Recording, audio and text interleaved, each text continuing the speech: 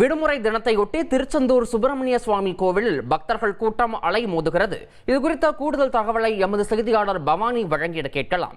பவானி, வணக்கம். தற்போது திருச்செந்தூர் கோவிலை பொறுத்தவரை பக்தர்களின் கூட்டம் எந்த அளவில் இருக்கிறது? குறிப்பாக அவர்களுக்கான ஏற்பாடுகள் எந்த அளவில் செய்யப்பட்டிருக்கின்றன? உங்களுடைய கள தகவல்.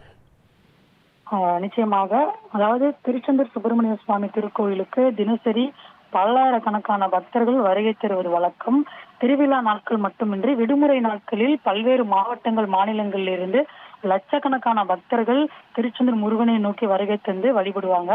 இந்த நிலையில இன்றைய தினம் ஞாயிற்றுக்கிழமை விடுமுறை தினம் என்பதாலும் பல்வேறு பகுதிகளில் இருந்து அதிகாலை முதலே பக்தர்கள் சுவாமி தரிசனம் செய்ய வருகை தந்தவனம் இருக்கிறாங்க.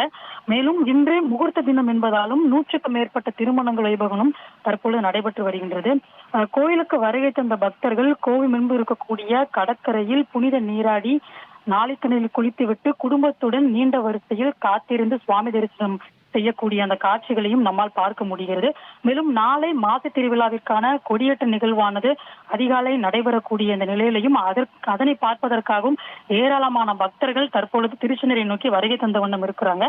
இதன் காரணமாக திருச்செந்தூர் கோவில் வளாகம், கடற்கரை பகுதி, நாளிக்கிணறு, முடிக்காணிக்கை செலுத்தும் இடம், பேருந்து நிலையம் போன்ற பல்வேறு பகுதிகளிலும் அதிக அளவில் பக்தரின் கூட்டம் அலைமோதி காணப்பட்டிருக்கக்கூடிய காட்சிகளையும் பார்க்க முடிகிறது. மேலும் திருமணத்திற்காக வந்த பெண் வீட்டார் மற்றும் மாப்பிள்ளை வீட்டார்கள் என கோவில் நிர்வாகம் சார்பில் அதிகப்படியான பக்தர்கள் கூட்டம் நிறைந்திருக்கக்கூடிய நிகழ்வையும் பார்க்க முடிகின்றது.